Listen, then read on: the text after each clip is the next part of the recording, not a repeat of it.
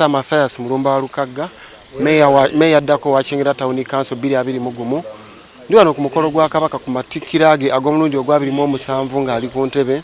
Ndi musanyufu nnyo nti buli mukolo gwa Kabaka kumpi buli birthday ennyimba buli coronation nnyimba n'emikolo emirala kebeere pate endala ate nga yavaayo n'ansiima ng'omu ku bayimbi abasinze okulimba ebintu ebikulaakulanya eggwanga okuzibula abantu amaaso okubayigiriza okukola.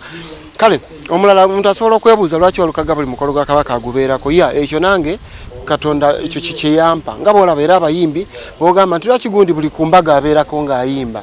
Waliwo abayimba ku mbaga omulala lwaki buli mukolo gwa NRM abeerako. Nabo eyo gye bali. Kati nze mbeera wa Kabaka ng'ennyimba gye nnyimba buli bw'ogenda mu lisiti yange ey'ennyimba osanga buli luyimba olukwata ku bwa Kabaka era nga nteekeddwa okuba nga nze nnyimba ku mikolo egyo. Kwate ku mbaga era ojja kusangayo oli ng'alina ennyimba za laava 50 nga naye akwalifayinga okubeera ng'ayimba ku mbaga buli ki nga tojja kumubuuza lwaki kwoli kubanga alina ennyimba za laava alina ennyimba z'embaga. Kati nange nina ennyimba za Buganda nnyingi nnyo, nina ennyimba eziddaabiriza emitima gy'abantu Kabaka by'ayagala abantu bakole byenyimbako. Yensonga lwaki mbeera nti ku mikolo mbeerako n'olwaleero ngubadde guli scientific bantu batono nnyo nnyo abaliko si buli muntu nti abadde batono nnyo abali wano okubeera ng'olondeddwamu guno gw'abakitiibwa okubeera ng'olondeddwa mu 50 abagenda okubeera wano olwaleero.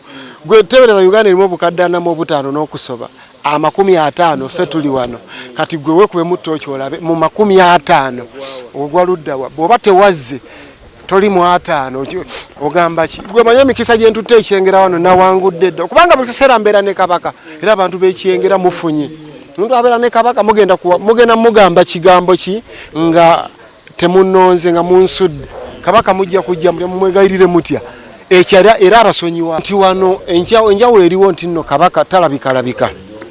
Kabaka kitaffe Kabaka wa Buganda taddibwamu namuyimbira amannya 7 buli linnya n'enkubuya kye litegeeza alina amaanyi mangi nnyo gotasobola kumanya gaava luddawa.